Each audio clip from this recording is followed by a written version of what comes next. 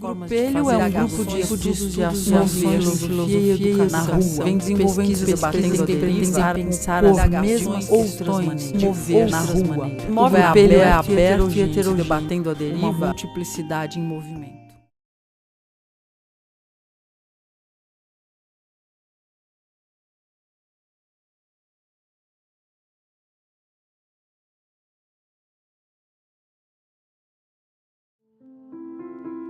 Talvez seja importante a gente se perguntar como é que a filosofia foi deixando de ter corpo? Como é que se deu esse processo da filosofia ir se desvinculando da vida? Por que isso aconteceu? Tem a ver com as origens do pensamento dessa civilização greco-romana, judaico-cristã, europeia, colonizadora. Já estava lá na origem, na organização do pensamento por meio das dicotomias corpo e alma, essência e aparência, conhecimento verdadeiro e opinião, profundo e superficial. Bom, já estava nas ideias dos vencedores, né?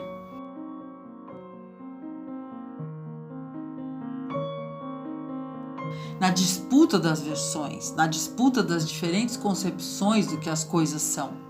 Não é mesmo assim, sempre?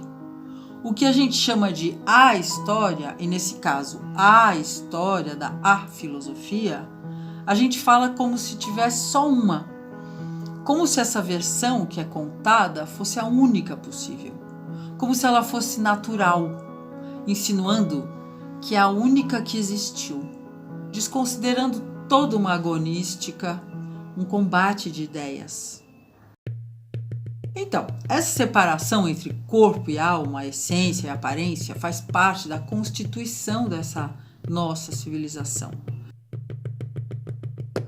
Platão e Aristóteles foram grandes contribuintes para que a filosofia ficasse mais na esfera do intelecto.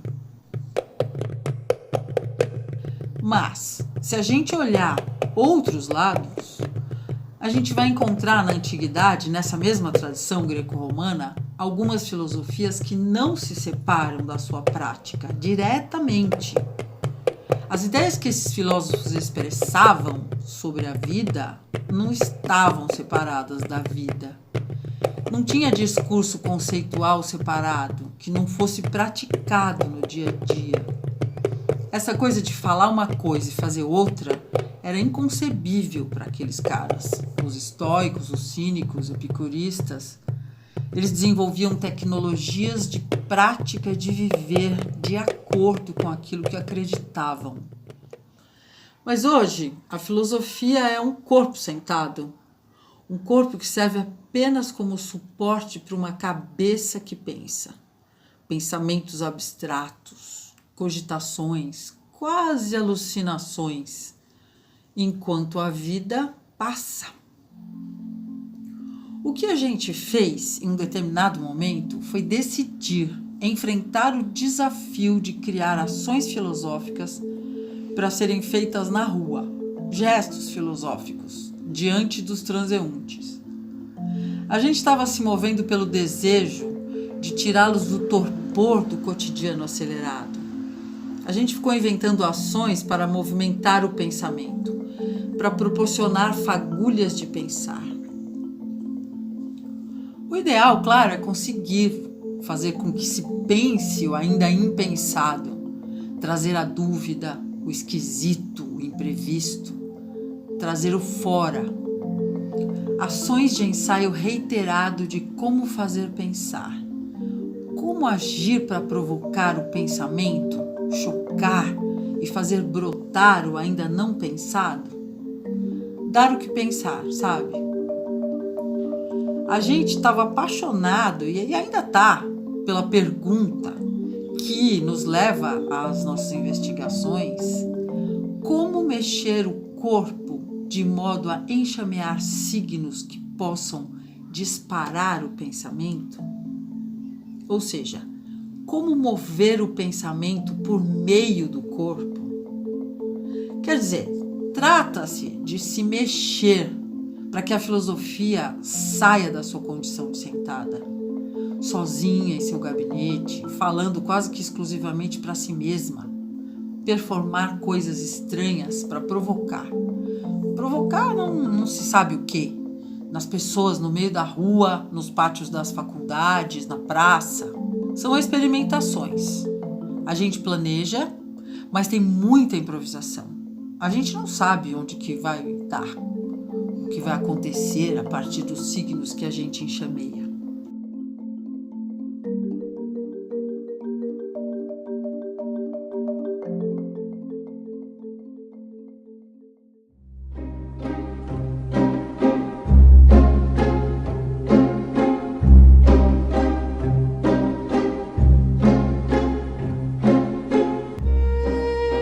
Mas não é de bater palmas, não é um espetáculo. É para atravessar os corpos como flechas, para afetar e passar a compor esses corpos.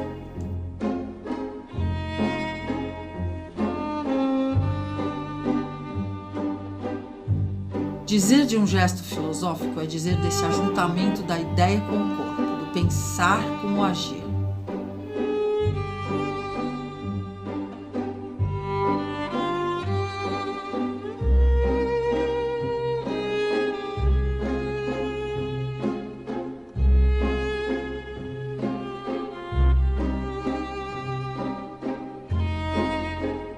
Um pensamento que move, um movimento que pensa. Um pensamento que move, um movimento que pensa.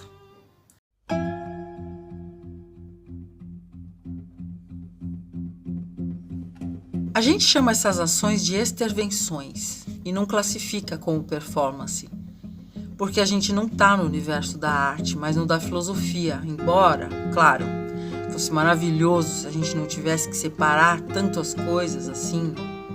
Quais as fronteiras, né? Borrar as fronteiras, como se diz, ou criar zonas de indiscernibilidade, não ter que separar as coisas tanto assim. As mãos pensam, os pés pensam.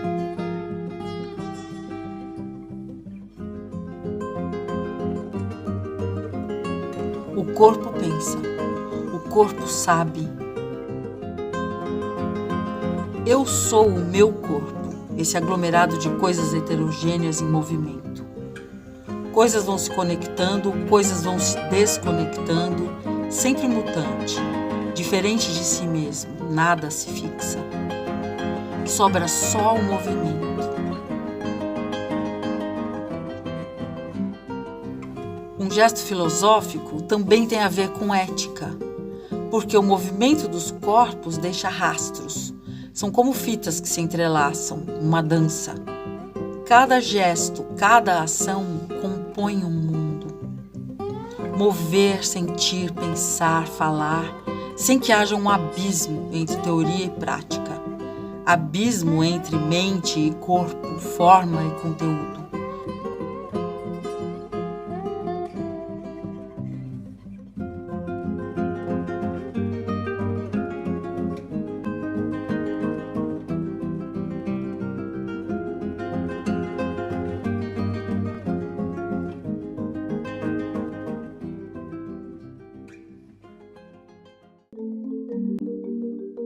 Um mundo que se componha nos movimentos e ações dos corpos, sem ter que parar à beira de abismos. É possível pensar um mundo assim? É possível agir um mundo assim? É possível um mundo onde os corpos ocupem posições políticas que sejam exatamente o lugar onde estão as suas ideias?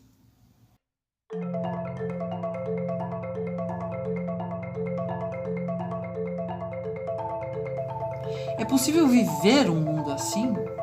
É possível fazer existir um corpo-mundo assim? Inventar esse possível. Fazer filosofia com o corpo. Corpo, sensações, impactos e gasturas, doçuras e asperezas, perfurações, desbotados e colagens, deslocamentos, remendos, atração e costura, ruído, pó, amálgama. Agir de modo tal que criação de conhecimento seja movimento no mundo, por meio de um corpo singular e coletivo, que não tem apenas cabeça, corpo multiplicidade, corpo pele, que é um composto pelos outros, ele é composto pelos outros, no encontro com os outros. Cabeça, peito, mãos, pernas, sem hierarquia, braços, pé, pele, toda a superfície, contato, sensações na outridade, de um eu que não existe como um si mesmo essência. Agir visando o surgimento de outros mundos. Quais mundos? Mundos onde conhecimento seja criação corpórea, mais, muito mais do que uma produção intelectual.